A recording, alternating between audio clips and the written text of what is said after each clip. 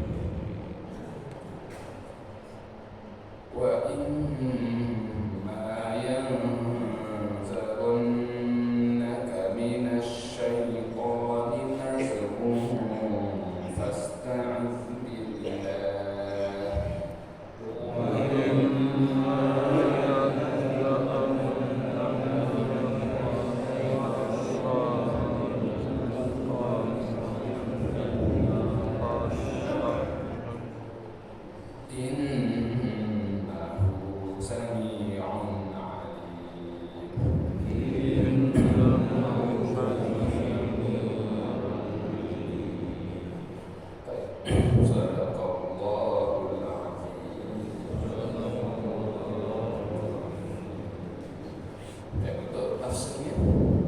Sekarang 188. Sekarang 188. Bismillahirrahmanirrahim. Qala Allah Ta'ala fi kitabihil karim, a'udzu billahi minasyaitonir rajim.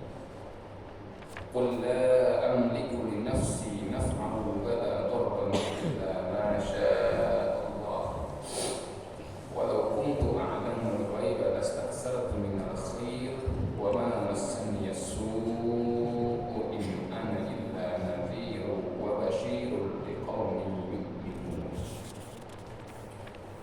Allah Subhanahu wa taala berfirman yang artinya, katakanlah wahai Nabi Muhammad sallallahu alaihi wasallam, aku tidaklah berkuasa untuk mendatangkan satu manfaat ataupun untuk menolak suatu kemudaratan atau mara bahaya, illa masya Allah, kecuali apa-apa yang memang dikehendaki oleh Allah Subhanahu wa taala.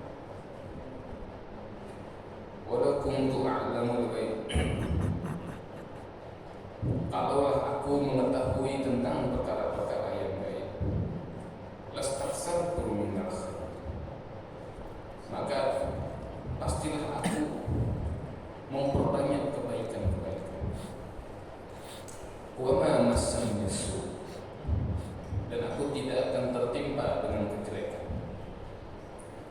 In ana illa nadhir wa basyir, tetapi aku, kata Rasul, hanyalah seorang pemberi peringatan dan juga pemberi kabar gembira liqaumin yu'minun, bagi kaum yang beriman. Ini ayat yang ke-188 dari surah Al-A'raf.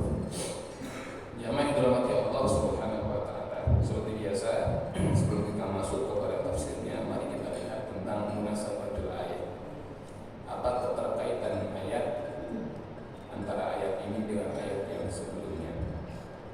Pada ayat yang lalu Allah Subhanahu wa taala menerangkan bahwa di antara permintaannya adalah permintaan bukan karena iman, tetapi permintaan dalam artian meledek, atau pertanyaan dalam artian meledek dari orang kafir kepada Rasul adalah tentang hal yang gaib-gaib. Seperti kalau betul ada Allah suruh turun kemari, Allah suruh turun. Kalau betul ada malaikat, kami mau lihat. Kalau betul kitab dari langit, kami mau lihat. Kalau betul ada surga neraka, kami mau lihat. Kalau betul ada kiamat, tolong didatangkan. Jadi ini permintaannya yang gaib-gaib. Bahkan Nabi, kalau betul kamu Nabi, datangkanlah perbendaharaan langit dan bumi, keluarkan emas-emas. Jadi banyak hal seperti itu. Nah, di sini Allah Subhanahu wa taala menekankan kepada Rasul untuk menyampaikan kepada kaumnya bahwa Rasul tidak memiliki pengetahuan tentang yang gaib-gaib kecuali yang sudah diberikan atau diajarkan oleh Allah Subhanahu wa taala. Dan Rasul tidak berkuasa untuk mendatangkan yang gaib-gaib tadi kecuali yang diizinkan oleh Allah Subhanahu wa taala. Itulah kenapa yang namanya makhluk itu sejatinya tidak memiliki kekuatan dengan sendirinya. Semua kekuatan kita, kelebihan, keutamaan, kehebatan itu sifatnya diberi. Kalau ada yang diberi, maka ada yang memberi. Kalau ada yang bisa memberi, maka ada yang bisa mencabutnya kembali. Makhluk itu begitu. Semuanya bergantung kepada kekuasaan dan iradah atau kehendaknya Allah Subhanahu wa taala. Bahkan dalam ayat 188 ini kembali dipertegas lagi, qul la amliku li nafsi naf'an wa la darra. Katakan wahai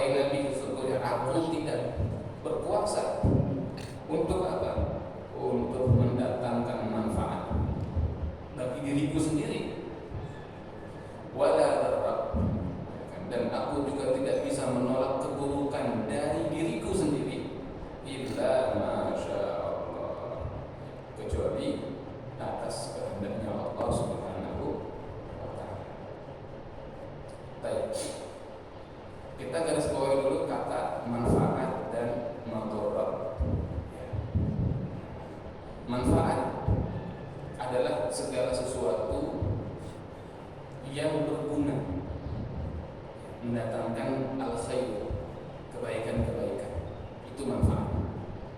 Jadi kita sering tuh, semoga kita diberi ilmu yang bermanfaat, kan gitu kan? Ilmu yang bermanfaat bagaimana nih? Ilmu yang bermanfaat bukan sekedar ilmu yang berguna, tetapi ilmu yang berguna mendatangkan kebaikan-kebaikan. Itu manfaat. Karena kalau sekedar berguna saja, itu yang maling-maling berguna banget ilmunya tuh, ya kan? Ini kan cara membuka kunci dalam waktu 1 detik, 2 detik itu berguna banget tuh buat mereka. Tapi bukan kebaikan. Maka itu bukan ilmu yang bermanfaat. Punya keterampilan merekayasa data misalnya, ya, data kita itu sangat berguna. Tapi kalau untuk kejahatan maka tidak bermanfaat. Jadi bermanfaat artinya adalah berguna untuk mendatangkan kebaikan-kebaikan. Semakin banyak kebaikan yang lahir berarti semakin bermanfaat. Makanya Al-Ghazali itu dalam kitabnya Ihya menyebutkan al-ilmu bila amal asyajari bila thamar. Ilmu yang tidak diamalkan seperti pohon yang tidak berbuah. Pohon itu walaupun dia nggak berbuah, ada manfaatnya tetap. Ya kan? Tapi kalau dia berbuah, buahnya bisa dimakan, maka lebih banyak manfaat. Nah, ilmu yang bermanfaat, dia tidak hanya mendatangkan kegunaan yang baik bagi si fulan yang diberi ilmu, tapi juga bagi orang lain. Nah, semakin banyak, semakin lebar, semakin luas, berarti semakin bermanfaat. Jadi Allah kasih rezeki, tapi tidak semua rezeki Allah itu bisa kita manfaatkan. Makanya rezeki itu dipersempit lagi. Kata para ulama, apa itu rezeki? Rezeki adalah pemberian-pemberian Allah yang bisa kamu manfaatkan. Itu rezeki kamu, katanya. Contoh, ada seseorang pada hari ini pakai baju warna hijau misalnya nih, warna hijau misalnya.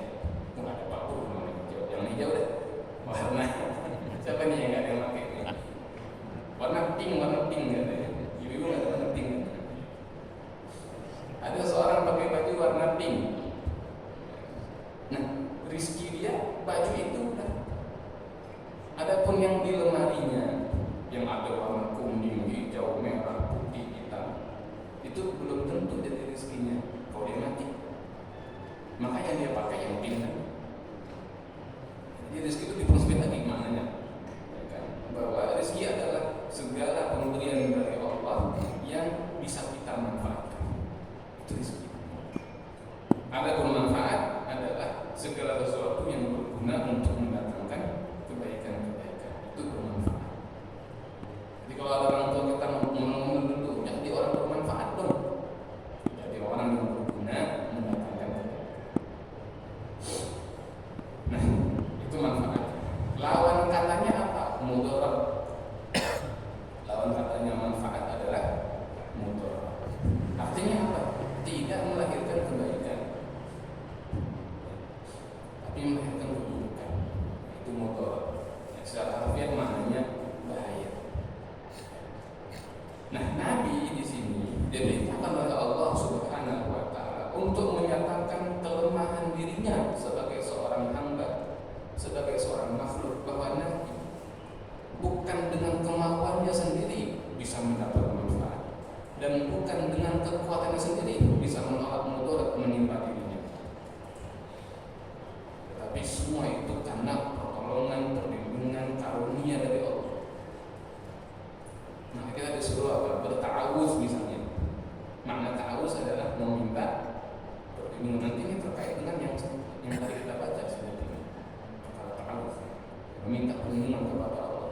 Karena hanya Allah yang bisa mendatangkan manfaat dan bisa menolak mudarat. Makanya di antara al-asma' al-husna adalah an-nafi' dan setelah itu apa? Ad-dar, gitu kan? Ya kan? Ada nama Allah an-nafi' yang maha memberi manfaat, ada nama Allah ad-dar yang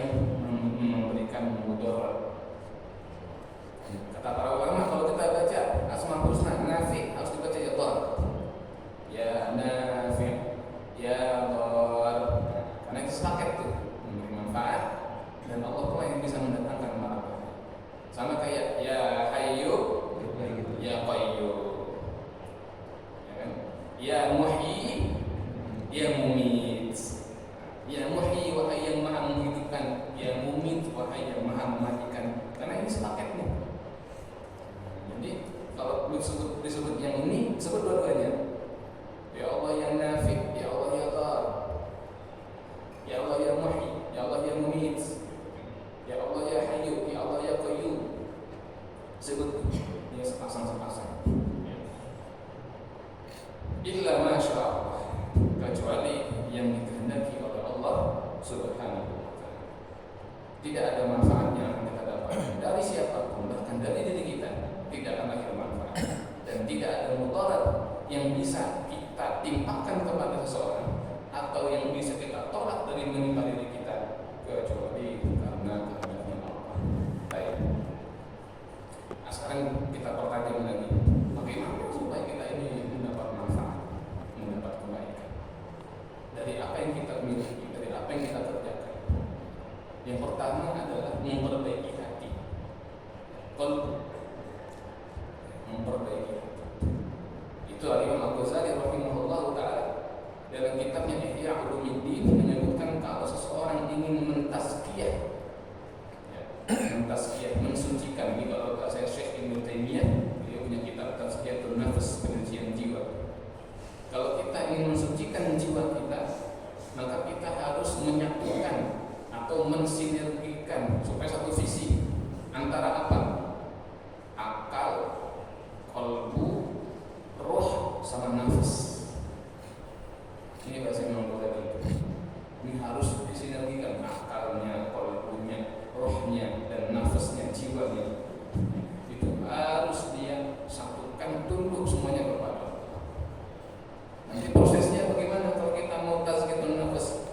Tahalli, tahalli. Tajalli ini hadiah dari Allah. Tahalli mengosongkan diri dari sifat-sifat tercela. Setelah dikosongkan dari sifat yang tercela, dihiasi dengan sifat-sifat yang mulia, tahalli. Lalu nanti ada tajalli. Allah berikan keutamaannya kepada kita. Tapi syaratnya apa? Bersihkan hati kita, pikiran kita dari yang kotor, dari yang keji, dari yang tercela. Bersihkan lahiriah kita, hawa nafsu kita dari yang kotor, dari yang keji, dari yang tercela. Baru tuh bisa masuk hal-hal yang baik. Kalau nggak ada bersihin dulu nggak bisa. Coba misalnya kita ini, beliau kasih umpamaan, kalau ada botol itu tadinya adalah botol khamr. Khamr kan najis. Udah dituang khamrnya, udah nggak ada khamr, udah kosong. Bolehkah botol itu kita isi minyak wangi atau minyak zaitun buat masak? Jangan dulu, tapi dicuci dulu, dibersihkan dulu. Sudah tidak ada khamrnya, bekas khamrnya, sudah suci, baru bisa diisi minyak wangi. Kalau masih kotor, masih najis, dikasih minyak wangi, ya najis ya wanginya. Nah, begitulah diri kita, qalbu kita. Bagaimana kita mau menghiasi diri kita dengan sifat yang terpuji kalau yang kotor-kotor masih kita pelihara? Kalau ingin dapat manfaat, yang pertama adalah sucikan, luruskan qalbu kita. Buang yang kotor-kotor, isi sama yang baik. Lalu Allah ridho. Begitu Allah ridho, dapat manfaat. Adapun untuk menolak kemudaratan supaya tidak terdapat kena mudarat, ini banyak juga yang bisa kita lakukan. Misalnya adalah apa? Yang pertama adalah berdoa kepada Allah. Berdoa supaya tidak ditimbang mudarat. Misalnya pagi dan petang kita baca 3 kali. A'udzu bikalimatillahi tammati min syarri ma khalaq. Habis itu 3 kali baca setelahnya bismillahirrahmanirrahim la yadurru ma'a ismihi syai'un fil ardi wa la fis sama' wa huwas samiul alim 3 kali. Terus barang siapa yang membaca 3 kali di pagi hari, maka dia dijaga dari segala keburukan sampai petang. Siapa yang baca yang 3 kali di petang hari, dia dijaga dari keburukan sampai pagi. Nah, kita baca pagi dan petang, itu dijaga terus. Itu perlindungan doa. Ya, jadi doa itu sangat mujarab untuk menolak datangnya keburukan-keburukan. Al-Imam Al-Haddad menyebutkan doa itu seperti anak panah yang dilepaskan. Sementara takdir yang buruk itu seperti apa? Seperti dijatuhkan dari langit begitu. Tapi kalau dia kena panah, mentah. Kena doa. Maka minta perlindungan kepada Allah ya, supaya dijaga dari segala keburukan.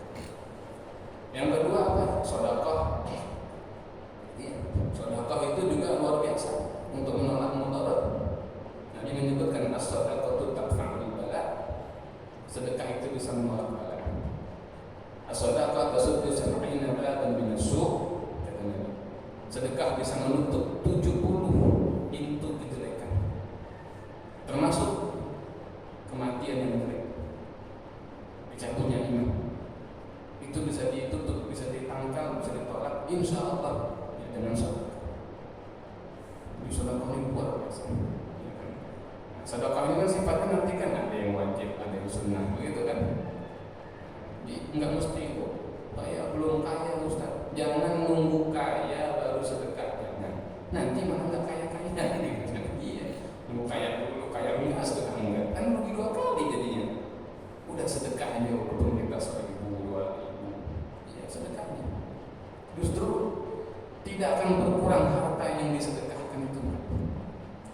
Dan Allah menjanjikan pertambahan. Pasti itu pasti. Entah ditambah materinya, entah ditambah berkahnya, entah ditolak dari kemudorotan yang kalau tertimpa malah lebih gede biayanya. Wasilah daripada sedekah.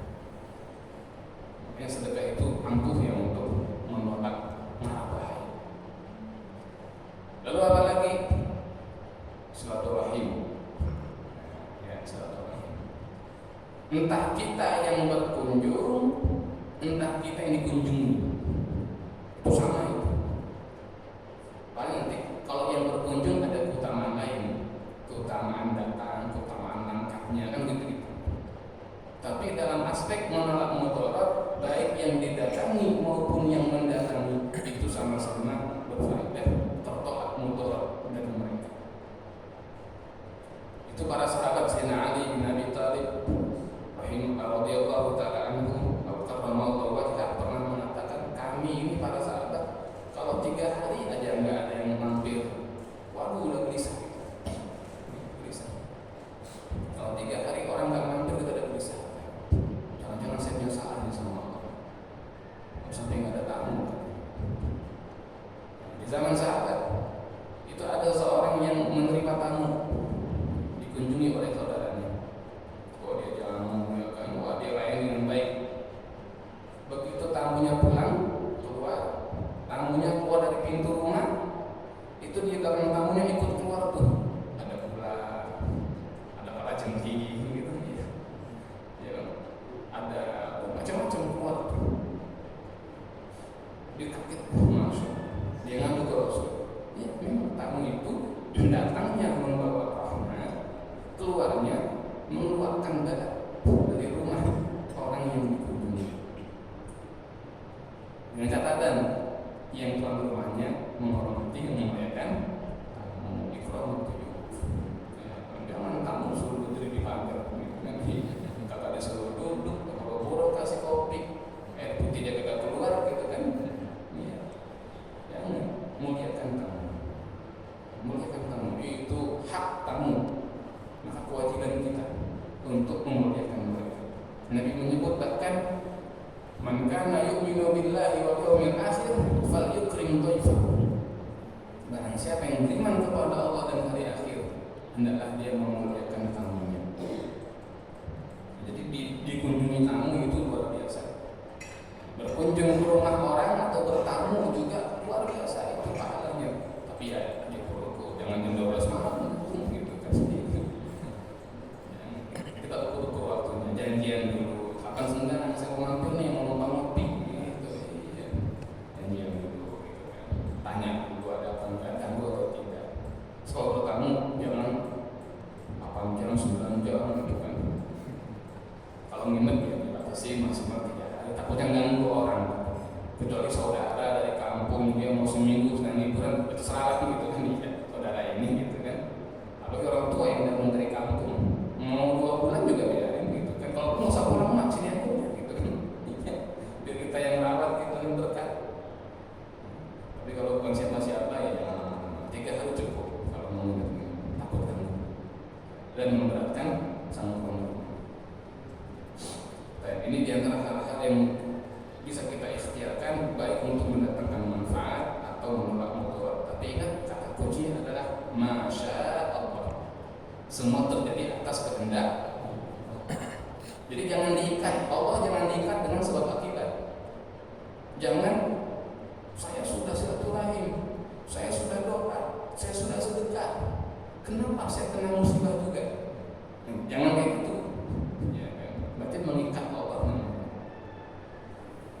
Belum tentu juga kalau kita udah begini dikerjain pasti nggak ada mudarat, belum tentu. Jangan-jangan dapat juga.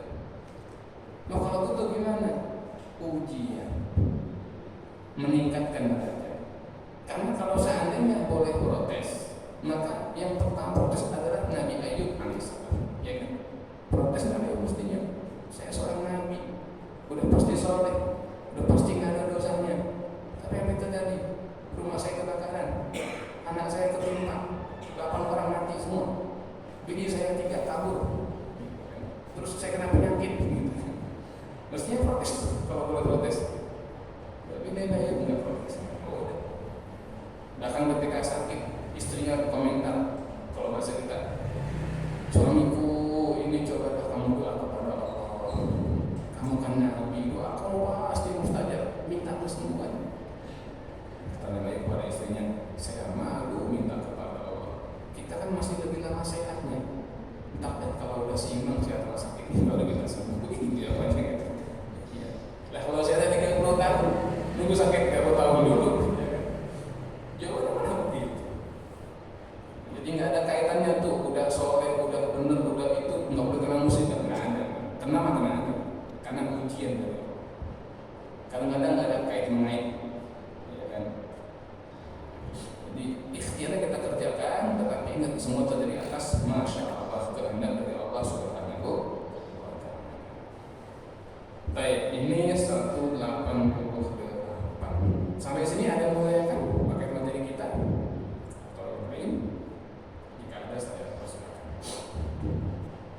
Ada? Ada.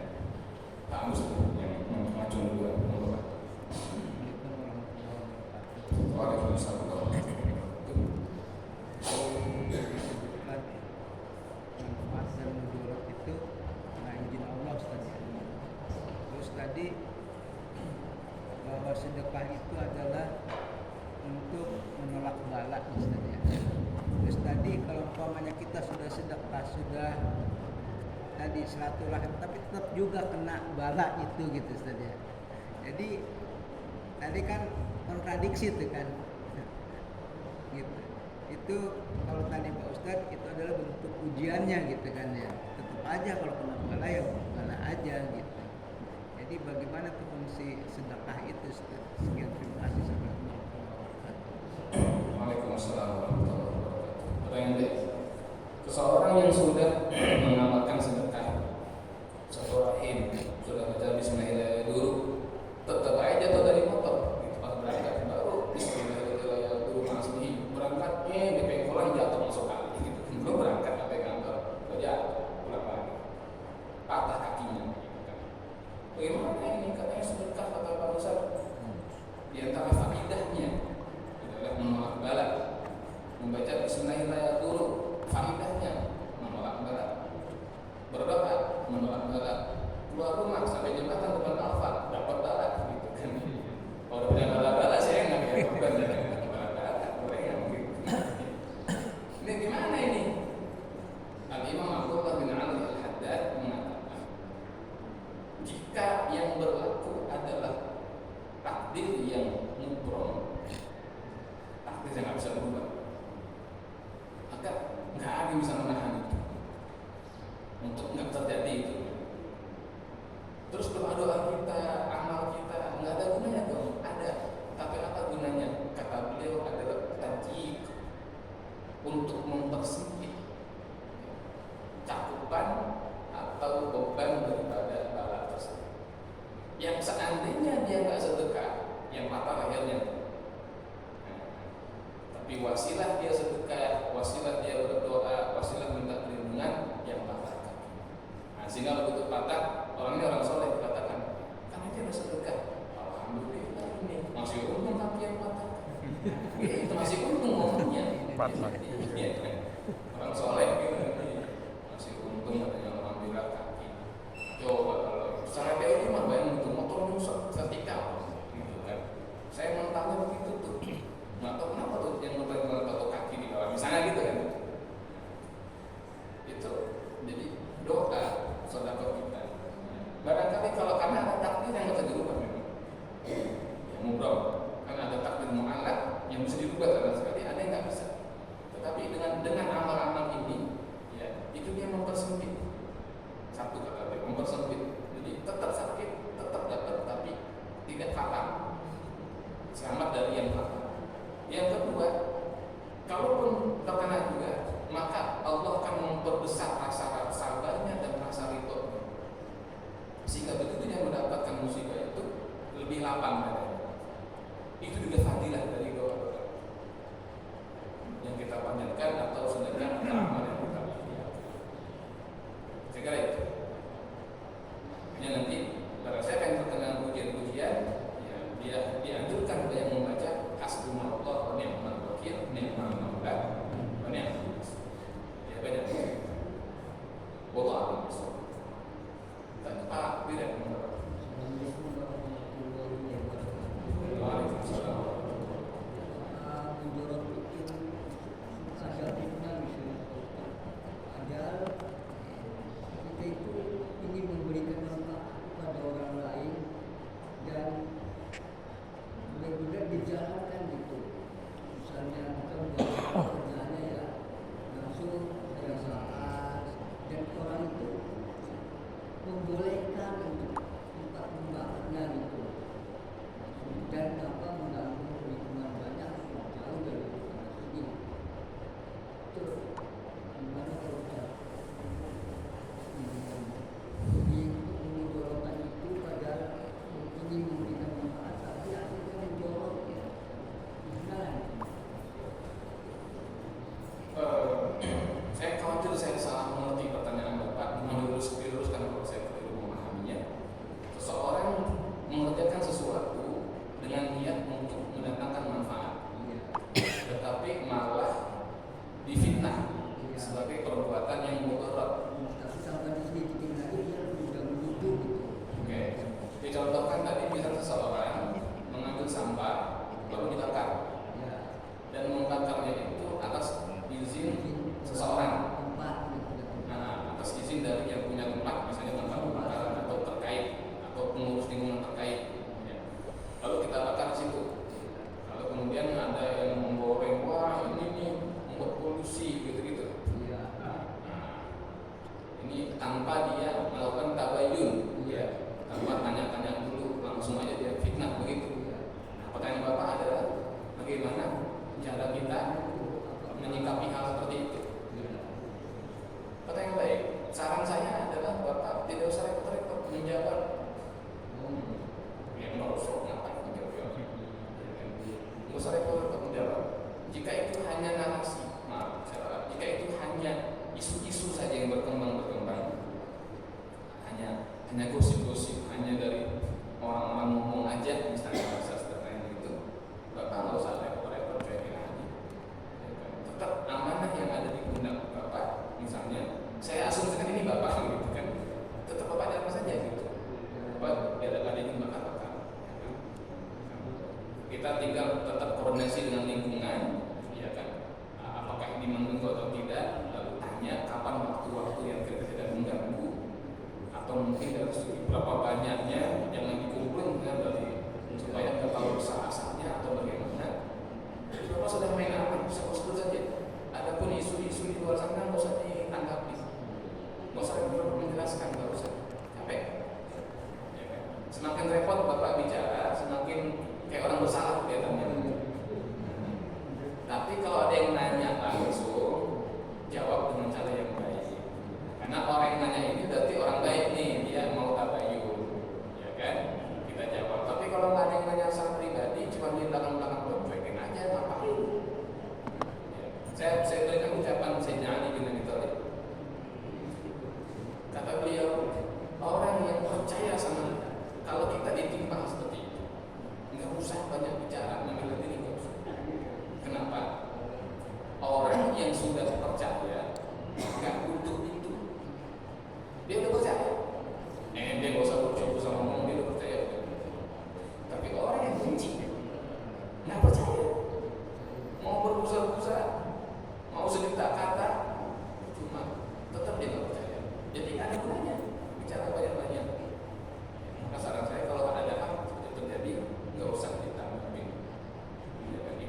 cuekin aja. Ya. Wa'rid 'anil jahilin. Berpalinglah dari orang-orang yang jahil. Dengan catatan kita benar ya. Makanya kita perlu selalu evaluasi dan koordinasi. Saya kira itu. Ada lagi? Ada Pak Yani? Ada. Monggo Pak. Assalamualaikum warahmatullahi wabarakatuh. Waalaikumsalam warahmatullahi wabarakatuh. Berbicara mengenai pemberian nafkah seorang suami terhadap seorang istri adalah kewajiban. Baik. Tetapi saya punya teman, dia mengeluhkan kepada anaknya ya. Anaknya perempuan. Anak perempuan yang tahunannya yang bekerja, sedangkan suaminya di rumah mengurus anak dan lainnya. Apakah hal itu bisa ditolerir oleh kita? Baik, baik. Ada dua tadi ya di sini. Yang pertama adalah masalah nafkah. Apakah memberi nafkah istri dan anak itu adalah kewajiban suami? Betul, itu adalah kewajiban dari suami. Kan? Kemudian yang kedua, tapi masalah nominal seberapa banyak itu disesuaikan dengan urf, dengan tradisi atau kebiasaan atau standar normatif ya, setempat. Jangan pakai standar orang. Oh, si A, keluarga A makannya 1-3 kali, kita 3 kali tidak belum tentu juga. Jadi pakai standar dan standar orang, disesuaikan dengan keadaan diri sendiri dan standar yang umum yang berlaku. Itu nafkah. Yang kedua, yang bekerja justru istrinya, sementara suaminya di rumah, kemudian ngurus anak, beberes rumah, ya kan, dan lain sebagainya. Bagaimana hukumnya? Kalau si istri ridho, nggak ada masalah. Ya. Kalau istrinya ridho, ya kan? Kalau istrinya ridho ya, jadi kuncinya ada di istri. Karena kalau istri nggak ridho, berapa bulan itu? Misalnya 4 bulan atau 6 bulan deh. 6 bulan suami saya tidak memberi nafkah, saya tidak ridho, jatuh talak saya jatuh, talak dia satu kepadanya, gitu kan? Jadi psikotalik itu nanti. Jadi kuncinya ada di ridho istrinya.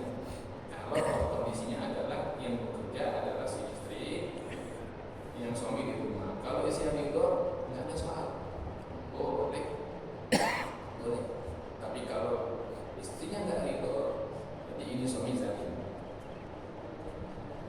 Kok bisa sih istri ridho? Barangkali dalam banyak kasus yang pernah saya temukan begini, awalnya suaminya kerja, istri kerja, gitu kan. Suami di PHK, gitu kan, dirumahkan.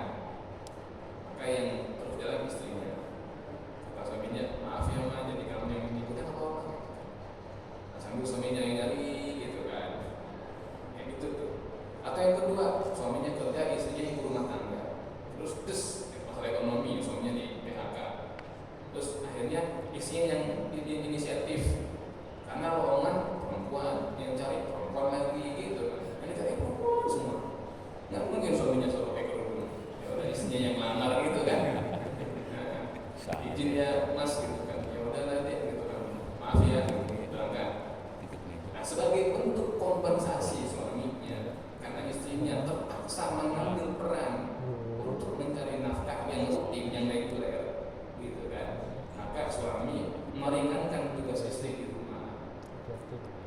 Kalau sama-sama itu nggak ada masalah. Cuma nanti perlu pembekalan bahwa istri tetap harus paham fitrahnya dia sebagai istri. Jangan sampai merasa jadi lebih tinggi daripada suaminya, lalu menginjak suaminya. Baru sampai rumah, duduk langsung, Pak, bikin minuman. Waduh, udah ngepost banget kayaknya. Mentang-mentang dia nyari duit misalnya gitu kan. Ya, berarti dia lupa kalau yang nyari kerja dulu adalah suaminya misalnya. Nah ini istri yang tidak berakhlak. Jadi tetap begitu dia pulang, ya kan, walaupun dia capek, dia layani suaminya. Seininya, Pak mau minum kopi nggak? Ini enggak. Kalau ada, aku mau mandi dulu misalnya. Bagaimana Siti Khadijah itu yang sangat kaya raya, yang sudah mapan secara ekonomi, sangat memuliakan suaminya itu Nabi Muhammad SAW. Nggak pernah tuh dia mengangkat suara merendahkan Nabi Muhammad SAW. Padahal dalam tanda kutip nanti kita dulu katanya kan gitu kan, bahasa-bahasa gitu kan, dia kerja membawa dagangan dari Siti Khadijah dulunya. Ya. Tapi penghormatan Siti Khadijah kepada Nabi itu luar biasa. Itu akhlak. Nah, untuk bisa istri kita seperti itu, ya suami yang harus menjadi teladan yang luar biasa memang, selalu menceramahi istrinya dengan keteladanan, bukan cuma dengan lisan. Naif kalau kemudian suaminya malah tidak berakhlak, malah menjadi pribadi yang malas, malah keenakan nganggur, keenakan nyantai-nyantai, memperalat istrinya, itu suami yang buruk. Tapi istri itu urusan, kalau itu berarti suami buruk, tapi dia nggak dosa gitu aja gitu. Tapi kalau istri kagak itu udah buruk dosa bukan dia. Jadi, yang terakhir, bukan bekerja yang disarankan dalam agama kita, tetapi memberikan nafkah. Kasar-kasar begini, kalau bapak punya kontrakan 50 pintu dan itu bulanan, ngapain tuh?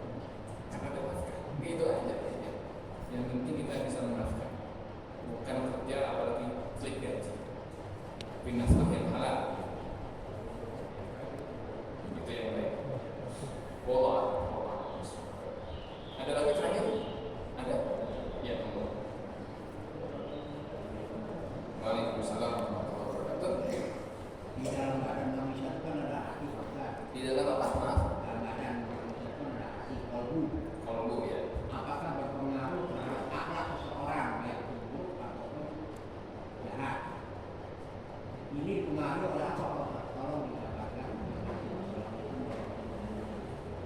Baik. Waalaikumsalam warahmatullahi wabarakatuh. Masalah hubungan antara kolbu hati dengan akhlak, apakah berpengaruh? Sangat berpengaruh. Dalam sebuah hadis yang menyebut ala wa inna fil jasadi mudghah. Ingat, di dalam tubuh manusia itu ada satu organ yang kalau dia itu baik, maka perbuatan yang lain pasti baik semua. Tapi kalau ini rusak, maka yang lain pasti rusak. Ala wa hiya al-qalb, dan bagian itu adalah qalbu. Jadi kalau qalbunya qalbu salim, qalbu yang selamat, perbuatannya baik. Tapi kalau qalbunya qalbu ngarik, qalbu yang sakit, apalagi qalbu baik, qalbu yang mati, maka perbuatannya pasti jelek semua. Itu yang pertama. Jadi ada pengaruh. Yang kedua, hal apa yang bisa mempengaruhi akhlak seseorang? Akhlak seseorang itu bisa dipengaruhi oleh banyak faktor. Misalnya Al-Ghazali rahimahullah ta'ala. Kenapa saya banyak mengutip beliau masalah akhlak begitu kan? Karena beliau itu adalah ulama yang dengan dirinya dapat menyatukan 3 kutub ilmu, yaitu tasawuf, filsafat, dan syariat. Yang lain kebanyakan filsafat doang, syariatnya ketinggalan. Ya, kan bahaya, tasawuf doang ketinggalan syariatnya, kan bahaya. Tapi beliau mensintesiskan ketiga itu. Dan dalam kitabnya Ihya Ulumuddin, beliau sudah secara runtun, secara sangat-sangat metodologis itu memberikan begini. Nah, dalam pandangan beliau, Imam Ghazali rahimahullah ta'ala, proses pembentukan akhlak itu bahkan dimulai sejak awal sebetulnya. Misal, maaf, dari ketika suami milih istri. Begitu. Kalau suami milih istri atau istri milih suami, milih pasangan berarti ya, yang akhlaknya jelek, terus berharap anaknya anak mulia, gimana? Dari awal tuh milih bibitnya yang baik, ya kan, pasangan yang baik berakhlak. Lalu kedua apa? Adat ketika jima, karena itu berpengaruh. Jika tidak pakai adat dan jadi anaknya jelek. Lalu apa lagi? Doa orang tua ini. Lalu apa lagi? Rizki, makanan, minuman, pakaian, tempat tinggal. Jika dari yang haram, berharap anaknya berakhlak mulia, waduh susah itu. Bagi punggung berbulan-bulan itu, ya, kasih korupsi, kasih anak, kamu jadi hafiz Quran